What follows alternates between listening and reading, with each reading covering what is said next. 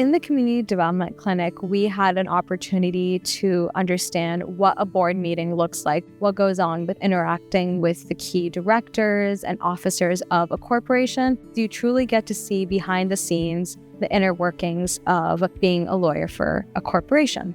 Unlike the classroom where they're given hypothetical situations that explain a certain set of facts, in our clients, it's the real world. So it's up to the student to go out and find what the facts are and then decide what are the most important facts in terms of thinking about the applicable law and what kinds of contracts, entity documents, or other kinds of transactional instruments are appropriate to meet the client's needs.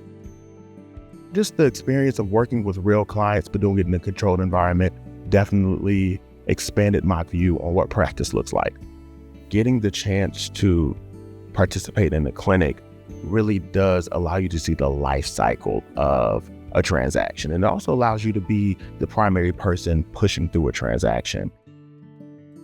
And when we show them that the work of setting up contracts, setting up new ventures can be part of actually making the economy more inclusive, more just, we're showing them something not only they can do now while they're in law school, but something they can do as pro bono attorneys